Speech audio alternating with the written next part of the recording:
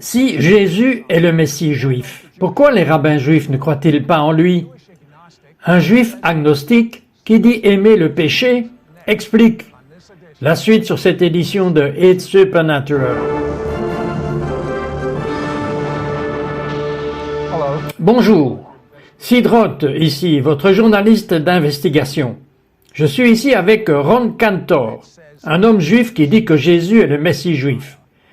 Et son passé est allé à l'encontre de tout ce qu'il croyait. Vous voyez, il a été élevé dans une famille juive très laïque. En fait, Ron, avez-vous fait votre bar mitzvah? Qu'est-ce que le judaïsme signifiait pour vous? Eh bien, cela signifiait beaucoup pour moi. C'était qui nous étions. Je n'ai jamais, même si nous n'étions pas orthodoxes, nous n'étions pas super religieux. Nous étions juifs. Nous étions culturellement juifs. Et Jésus-Christ, un homme bon, peut-être un prophète, mais certainement pas le Fils de Dieu. C'est ce que croient les chrétiens. Alors, votre meilleur ami vient à l'école et presque comme du jour au lendemain, il est l'un d'entre eux. Il aime ce Jésus. Comment cela vous a-t-il affecté? Eh bien, ça m'a beaucoup affecté parce que, en ce qui me concerne, j'avais perdu mon meilleur ami. Il est entré à l'école et il était différent. C'est arrivé petit à petit, mais j'ai remarqué qu'il ne buvait plus et qu'il ne se droguait pas. Et donc j'ai finalement dit, « Brian, que s'est-il passé avec toi? » Et oui, il est devenu l'un d'entre eux. J'ai dit, « Brian, » et il a commencé à essayer d'obtenir de moi que je devienne l'un d'entre eux. J'ai dit, « Tu sais quoi, Brian? C'est tant mieux pour toi. Mais moi, je suis juif. Les juifs ne croient pas en Jésus. Reste loin de moi. » Et en ce qui me concerne, c'était la fin de notre relation. A-t-il abandonné? Non! Il a enfreint toutes les règles de gentillesse. Il était devant moi tout le temps. D'une bonne façon, d'une manière douce, mais il était persistant. Comment avez-vous réagi face à son obstination? Violemment. Sérieusement? À un moment donné, je l'ai menacé. S'il me parlait encore de Jésus, j'allais lui faire du mal physiquement. Bien que je ne l'aurais probablement pas fait.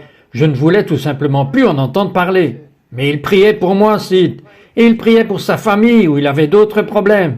Et il voyait littéralement mon visage. Dans l'esprit. Il voyait mon visage. Et pendant 8 mois, il a prié pour moi fidèlement. Eh bien, quand il voyait votre visage, vous êtes-vous fâché vraiment violemment ou est-ce simplement une question d'expression? Je l'ai utilisé comme un petit bouclier parce que la vérité est que je commençais à considérer ses prétentions. En fait, un jour je lui ai dit, « Brian, essayes-tu de me dire que si je ne crois pas en Jésus comme le Messie, que je ne vais pas aller au paradis? » Parce que je commençais à voir que c'était ce qu'il croyait. Et j'ai pensé, c'est fou. Attendez une seconde. Qu'est-ce que vous pensiez qu'il se serait passé si vous alliez mourir? Je pensais, même depuis que j'étais enfant, j'étais en fait tourmenté par la peur de la mort parce que j'aimais la vie. Enfant, j'aimais la vie. Adolescent, j'aimais la vie. Je me suis amusé. J'aimais être maître de ma vie. C'était génial.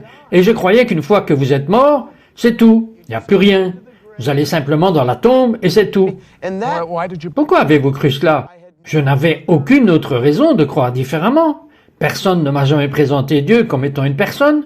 Personne, même au sein du judaïsme, ne m'a jamais parlé à ce sujet. Que je pourrais réellement connaître Dieu au travers du judaïsme ou de toute autre manière, qu'il y avait quelque chose qui s'appelait la vie éternelle. Je ne croyais pas que nous avions un esprit à l'intérieur qui vivait pour toujours. Alors, pourquoi avez-vous demandé à votre meilleur ami, à votre ancien meilleur ami, si je ne crois pas en ce Jésus, irai-je au ciel? Quelle différence cela a-t-il fait pour vous? Je voulais savoir ce qu'il croyait, si c'était vraiment ce qu'il croyait. Vous savez ce qu'il me dit? Quoi? Il m'a regardé, il a dit « oui ». Et quand il a dit « oui », tout ce que je peux dire, c'est que c'était comme des œillères dans une pièce. Vous savez, au lieu d'un store ou d'un rideau, vous avez des œillères. Et quelqu'un vient d'ouvrir les œillères et je pouvais voir. Et je savais que tout était vrai. J'avais des œillères sur les yeux et il a dit « oui, c'est vrai ». Et j'ai su que c'était vrai. Et j'ai dit « Brian, tu ne peux pas me montrer ça dans la Bible ?» Parce que si je ne connaissais rien d'être né de nouveau dans le Nouveau Testament. Comment le sauriez-vous? Aviez-vous déjà lu le Nouveau Testament? Jamais. Alors, comment l'auriez-vous su? Parce que je savais qu'il faisait partie d'un mouvement marginal, et il a sorti son petit Nouveau Testament et il m'a lu une écriture. Vous savez, les gars dans un stade de sport avec Jean 3.3. Il m'a lu Jean 3, verset 3. Si un homme naît de nouveau, il ne peut voir le royaume de Dieu. Quand il m'a lu ça, c'était littéralement comme une épée sortie du ciel et qui m'a transpercé le cœur. Je ne voulais pas connaître la vérité, Sid. Comprenez-vous cela? J'aimais ma vie telle qu'elle était. Comment était votre vie? C'était amusant. Qu'est-ce que vous faisiez? Je vivais de manière immorale. J'avais beaucoup d'amis et de petites amies, et j'allais dans les fêtes. Je n'étais en aucun cas toxicomane, mais j'aimais me droguer. Je me suis juste amusé, et je ne cherchais pas la religion. Je ne cherchais pas une béquille, une raison de vivre. Je vivais juste pour m'amuser.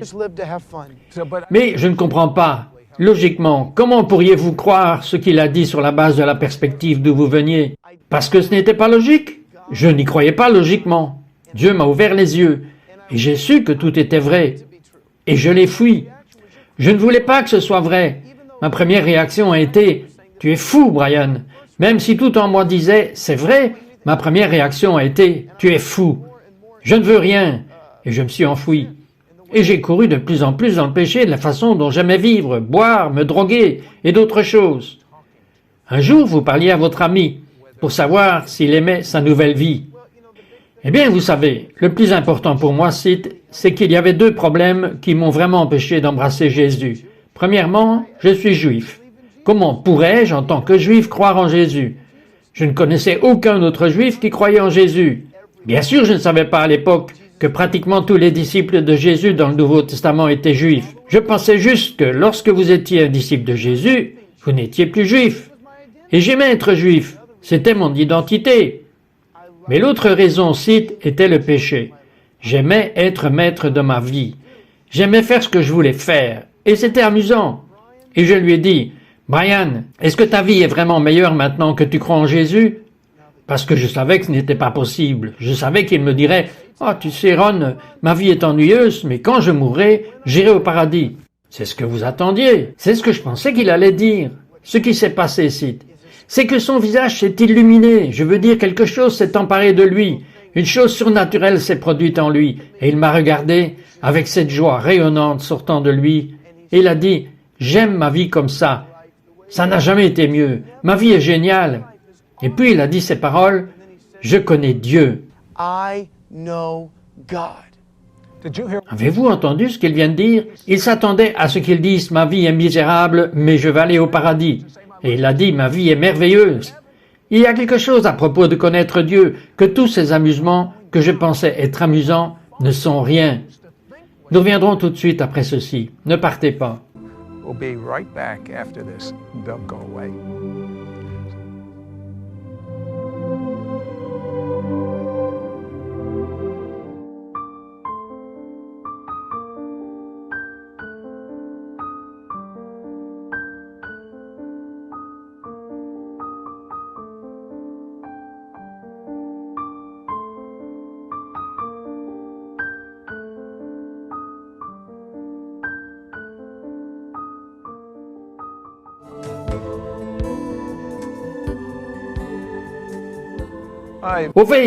Pouvez-vous imaginer ce gars? Il s'amuse tellement avec les femmes, avec la drogue, avec de l'alcool. Et il dit à son ami, « Est-ce que tu t'amuses avec ce Jésus ?» Il s'attendait à ce que son ami dise, « Non, mais je vais aller au paradis. » L'expression de son ami s'est éclairée. Et que vous a-t-il dit, Ron? Il a dit, « Je connais Dieu. » Et quand il m'a dit, « Je connais Dieu », j'ai su qu'il disait la vérité. Je savais qu'il ne mentait pas. Comment l'avez-vous su? Je le savais, juste. Parfois, vous savez, c'est juste comme ça. Et j'ai dit, Brian, je veux aller dans ta congrégation avec toi. Tu m'appelles ce dimanche, je veux y aller, je veux vérifier. Étiez-vous déjà allé dans une église auparavant? Jamais de la vie, pas ce genre-là. Alors, il m'a appelé le dimanche matin et je m'étais amusé la veille. Et je n'étais vraiment pas d'humeur ce dimanche matin d'aller avec lui. Alors j'ai dit, tu sais quoi, Brian? Peut-être une autre fois. Alors je suis retourné, j'étais à l'université à ce moment-là, et je suis retourné à la maison cet après-midi-là. J'étais à la maison pour une pause, et je pensais à ces choses, et je suis monté dans ma chambre. J'ai débloqué la porte. Personne n'était entré dans ma chambre. Cite, depuis 5 jours. Et maintenant, je pense à Jésus. Jésus est-il le chemin du paradis? Existe-t-il un paradis? Existe-t-il un Dieu? Et il ne s'agissait pas seulement de Jésus. C'était juste, y a-t-il quelque chose au-delà de la mort? Et il y a tellement de gens là-bas. Vous penseriez que lorsque vous mourrez, c'est tout, c'est juste fini. Je me demandais, y a-t-il vraiment une vie au-delà de la tombe? Donc je retourne dans ma chambre. Personne n'y est allé depuis 5 jours. J'ouvre la porte, j'entre dans la pièce, et mon tourne-disque, nous vivons maintenant dans une génération de CD, certains jeunes ne savent même pas ce que c'est qu'un tourne-disque, et ça commence à jouer tout seul. Est-ce que ça ne jouait pas quand vous êtes entré dans la chambre? Non, c'est dès que j'ai ouvert. Vous n'étiez pas là depuis combien de temps? 5 jours. 5 jours. Comment cela aurait-il pu jouer? Je ne sais pas. Qu'est-ce que vous voulez dire par « je ne sais pas » ? Était-ce branché? Était-ce allumé? Oui, c'était branché. Il a peut-être été activé. C'est peu probable parce que j'étais parti depuis 5 jours. Vous ne laissez pas votre chaîne stéréo allumée pendant 5 jours. Même encore le tourne-disque ne joue pas par lui-même. Que jouait-il? Stairway to Heaven, l'escalier vers le paradis, juste la fin où le chanteur parle. C'était une chanson à succès. C'est peut-être la chanson la plus célèbre de tous les temps dans le rock and roll. Escalier vers le paradis, et vous aviez demandé si je ne croyais pas en Jésus, j'ai compris. Et j'ai dit, Dieu, y a-t-il un paradis? Et ça m'a secoué. 2 jours plus tard, un de mes amis, son nom est Dean. Il m'a ramené à Richmond. J'étais en fait à l'époque dans l'industrie pharmaceutique, dans les affaires, si vous comprenez ce que je veux dire. Vous vendiez de la drogue aux médecins et aux pharmaciens? Non, pas exactement. Vendre de la drogue, oui, mais pas, en fait, c'est ce que je faisais, c'est que j'achetais des pilules de caféine. Oh, ce genre d'entreprise pharmaceutique. Et je disais à mes amis que ces pilules de caféine étaient en fait du speed. Vous gagnez un peu d'argent à côté. Quoi qu'il en soit, j'étais pas très honnête dans mes affaires. Alors je rentre chez moi, je prends ce dont j'avais besoin et nous retournons à l'université. Et je mentionne à Dean quelque chose à propos de cette histoire d'être né de nouveau. Et il me regarde et il dit, « Eh bien, tu sais quoi? J'avais l'habitude d'être un croyant né de nouveau en Jésus. » J'ai dit, « Dean, qu'est-ce que tu veux dire? Tu as dit, j'étais. Comment étais-tu? Je pensais qu'une fois que vous l'êtes, vous l'êtes. » Il a dit, « Eh bien, à un moment donné, je vivais vraiment pour Dieu. » J'ai dit, « Bien, Dean, que s'est-il passé? Pourquoi ne le vis-tu plus? » Il me dit, « La pression des pères. » J'ai dit, « Dean, j'ai une question. Retournons à la question amusante.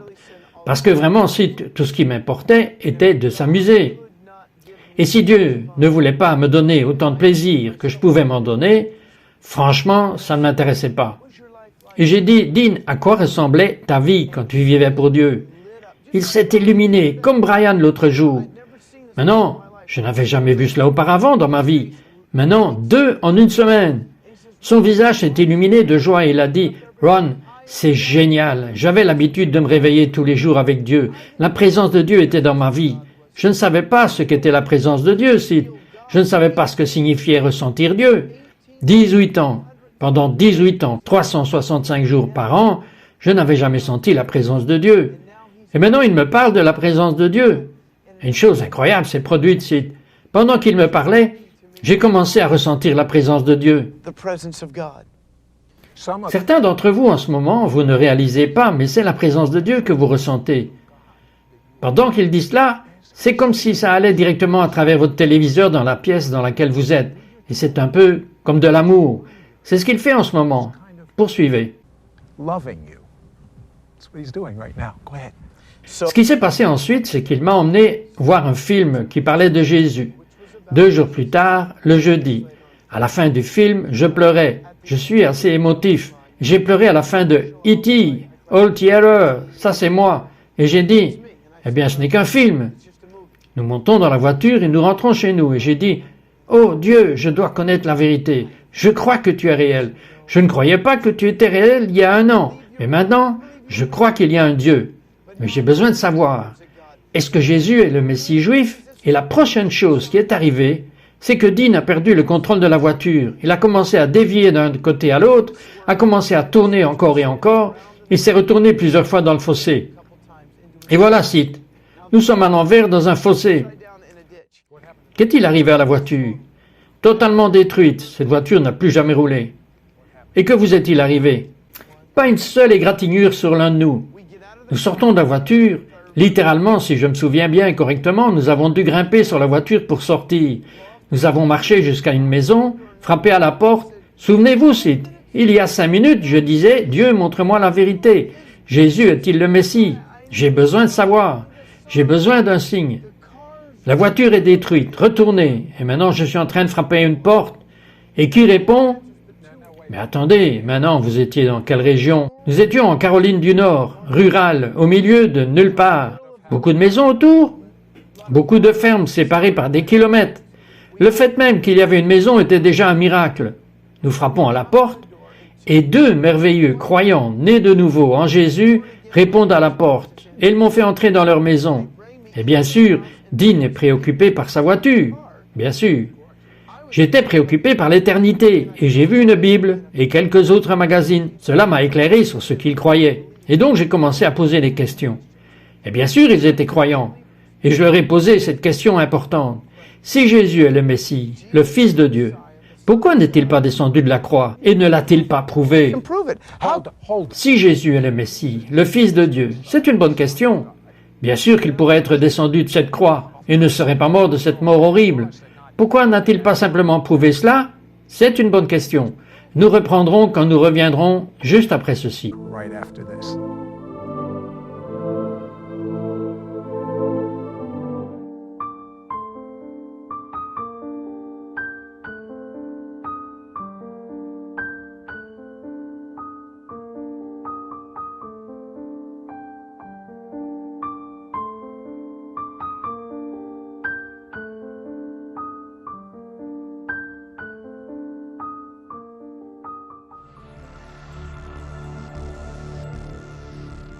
Eh bien, je suis ici avec Ron Cantor. Et Ron, gentil juif agnostique, juif, soudain il est confronté à Jésus en tant que Messie juif. Et il pose une question. Et c'est une bonne question. Et sa question était, regardez, si ce Jésus, qui est le Fils de Dieu, pourquoi n'est-il pas descendu de la croix? Il en avait le pouvoir, je veux dire, et il pensait que c'était une question auquel personne n'allait pouvoir répondre. Et que vous ont-ils dit? Eh bien, elle m'a dit, Sid, il n'est pas descendu de la croix parce qu'il est venu mourir sur la croix. Je dis, pourquoi? Ça n'a aucun sens. Elle a dit, eh bien, il est venu avec le but de payer essentiellement le prix du péché de l'humanité sur la croix. Encore une fois, ce n'était qu'un langage religieux pour moi, je n'avais aucune idée de ce dont elle parlait. Et j'ai dit, pourquoi aurait-il besoin de payer pour mes péchés? Qu'est-ce que j'ai fait? Je suis un bon gars. Jette les vieilles dames de l'autre côté de la rue. Ok, je jette des bouteilles de bière par la fenêtre. Et je l'ai fait quelquefois, vous savez. Mais je suis un bon gars. Qu'est-ce que j'ai fait de si mal? Et elle a commencé à me parler du péché. Je ne m'étais même jamais considéré comme un pécheur. Mais vous savez, la Bible nous dit ce qu'est le péché. Il est dit essentiellement que nous devrions aimer Dieu de tout notre cœur, de toute notre âme, de tout notre esprit et de toute notre force. Et je savais que ce n'était pas le cas. Il disait que nous devrions honorer nos parents. J'étais un enfant horrible. Vous auriez dû entendre certaines des choses, et vous ne devriez pas les entendre, certaines des choses que j'ai dit à mes parents. Et il est dit que nous ne devons pas commettre l'adultère, ou même faire ces choses avant le mariage. Et j'étais coupable de cela. Pas de vol, pas de mensonge. J'avais brisé ces commandements. Je ne sais pas, peut-être tous les jours de ma vie. Et je ne m'étais jamais considéré comme un pécheur. Mais ensuite, elle a commencé à me montrer, et j'ai regardé les 10 commandements. Il n'y avait pas un commandement que j'avais observé. La plupart des gens, si vous leur demandez aujourd'hui, vous savez, avez-vous observé les 10 commandements? Ils diront, bien sûr, j'ai gardé la plupart d'entre eux, certains d'entre eux, quelques-uns d'entre eux. Ils ne savent même pas ce que sont les 10 commandements. Je les avais tous brisés. Et vous savez quoi? Si vos auditeurs sont honnêtes, ils les ont brisés aussi. Et elle a dit, il est venu. Et elle a dit, il est venu. C'est essentiellement pour cela, Ron. Tu étais coupable et tu devais partir à la chaise électrique à cause de ce que tu as fait contre un Dieu saint. Mais alors qu'il t'enchaînait sur cette chaise et te mettait les électrodes, Jésus est venu, Yeshua est venu, et il t'a enlevé, et s'est assis à ta place. Et il a dit, Ron, je t'aime tellement. Il te regarde dans les yeux et il dit, tu sais quoi? tu es si doux, tu es si spécial, je t'aime tellement, je ne veux pas que tu périsses, je ne veux pas que tu ailles en enfer. Et ce n'est pas seulement pour moi, c'est pour vous, Sid, et pour tout le monde. Et il a dit, je te sors de ce lieu de jugement, et moi, comme le sacrifice parfait, je vais entrer et je vais prendre ton châtiment. Maintenant, je dois être honnête avec vous, Sid, cela a du sens pour moi aujourd'hui, maintenant que j'ai étudié ces choses, et je sais ce que la Bible dit. Mais quand elle m'a dit cela, je me suis dit, Madame, vous êtes foutue, je ne sais pas de quoi vous parlez. Sauf que la puissance de Dieu est venue partout. Rappelez-vous 2 jours avant que c'était la première chose que j'avais même ressenti un peu la présence de Dieu. Mais maintenant, c'était si puissant, c'était tellement puissant que c'était comme si cela frappait ma main. Je veux dire, c'est comme ça que je l'ai ressenti. Et c'était indéniable, et c'était génial. Mais, Ron Cantor, voici ma question pour vous. Vous n'étiez pas si bien informé, soyons candides, vous étiez juif. Vous aimiez être juif, mais vous n'étiez pas bien informé sur le judaïsme et la croyance juive. Maintenant, je peux voir comment vous pouvez avoir une sorte d'expérience et croire que Jésus est le Messie. Mais la question que je vous pose juste est maintenant que les rabbins, ils en savent plus que vous. Comment se fait-il qu'ils ne croient pas que Jésus est le Messie juif? Don't believe Jesus is the Jewish Messiah. Eh bien, c'est une excellente question, et c'est une question très naturelle à poser si vous êtes juif. Si Ron Cantor est devant moi en train de dire « j'ai besoin de croire en Jésus » ou Yeshua, qu'il est le Messie juif, la première chose que je vais dire est « et les rabbins? Pourquoi le rabbin Schwartz ne n'y croit-il pas ?» La raison est très simple. Vous savez, la Bible parle d'un aveuglement qui tomberait sur notre peuple pendant une période de plusieurs jours. C'est dans Osée 3, versets 4 et 5. Les auditeurs peuvent le consulter plus tard et ils peuvent revenir en arrière et vérifier cela. Mais il est dit que le peuple juif irait plusieurs jours sans comprendre ces choses. Nous n'aurions pas de prophète ou de prêtre ou un roi, mais dans les derniers jours, nous viendrions tremblants vers notre roi David, le Messie. C'est très intéressant, Sid. Si vous comptez faire confiance aux rabbins, il vous faut regarder leur palmarès. Vous savez, si vous avez quelqu'un qui a une autorité sur quelque chose, nous verrons qu'ils sont penchés sur d'autres problèmes. J'ai étudié il y a des années pour un cours que j'enseigne aujourd'hui, intitulé « L'histoire moderne d'Israël ». Et pendant que j'étudiais cela, je cherchais sur toute la question de l'État d'Israël. Il y avait un homme qui s'appelait Theodor Herzl. Vous êtes familier avec lui? Bien sûr. Il y a 100 ans, il a dit qu'il y allait avoir un État juif. C'était un juif laïque, pas religieux. Mais il a réalisé que le seul espoir pour les juifs était d'avoir leur propre État. Et il a commencé à organiser un congrès juif mondial pour établir le soutien à un nouvel État juif au Moyen-Orient. Comment pensez-vous que les rabbins ont réagi à Herzl? Ils auraient dû être excités, ils connaissent la Bible. Oui, bien sûr. Théodore, c'est dans la Bible. Nous avons besoin d'un État juif. Mais vous savez que les rabbins d'Allemagne, où ils rassemblaient tout cela, ils se sont rencontrés ensemble et ils sont sortis avec une déclaration condamnant Herzl et avertit toutes les personnes juives en Allemagne de rester à l'écart de Theodor Herzl. Alors ils ont raté ce grand événement. Ils l'ont raté. Et pendant les 50 années suivantes, il y avait des rabbins à Jérusalem pendant la guerre d'indépendance en Israël qui collaboraient avec les Arabes contre la création d'un État juif. Cite, si vous allez au Moyen-Orient aujourd'hui, il y a une ville appelée Jérusalem dans un État appelé Israël. En d'autres termes, les rabbins se sont trompés sur Israël. Israël est une nation aujourd'hui. Et la langue hébraïque. Il y avait un autre juif laïque nommé Eliezer ben Yehuda, un juif lituanien, qui a voyagé de la Lituanie à Jérusalem. Et en chemin, il a dit à sa femme, « Tu sais quoi, ma chérie, à partir de maintenant, plus de russe, plus de lituanien, plus de yiddish, seulement de l'hébreu. » Maintenant, vous dites, « Ok, je peux m'en occuper. » À part ça, sa femme ne parlait pas encore hébreu. C'était un homme très radical et son but était de retourner en Israël et de faire de l'hébreu la langue du nouvel État juif. Comment a-t-il été reçu par les rabbins? Ah, on pourrait penser que les rabbins auraient dit « Oh, tu sais, Ben Yehuda, c'est merveilleux, nous allons reparler l'hébreu. C'est une langue morte que vous ressuscitez. » Ils l'ont excommunié. Ils ont dit « Vous prenez la langue sainte et vous l'utilisez d'une manière impie. » Ils l'ont expulsé du judaïsme. Ils parcoururent Jérusalem avec un chauffard, ils ont tout gâché. Ils l'ont essentiellement interdit du judaïsme. You understand Comprenez-vous ce qu'il dit?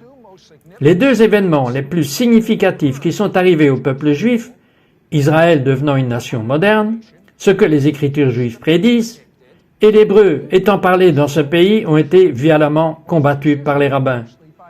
Alors, qu'en est-il du troisième événement le plus important? Le Messie juif, Jésus. Pouvons-nous faire confiance à ce que disent les rabbins ou pouvons-nous faire confiance à ce que les Écritures disent? Les Écritures disent « Il n'y a pas d'autre nom donné aux hommes que nous devons utiliser pour connaître le Messie, et c'est le nom de Jésus, ou son nom hébreu, Yeshua. » Yeshua, le Messie juif. Yeshua, Yeshua, the Jewish Messiah.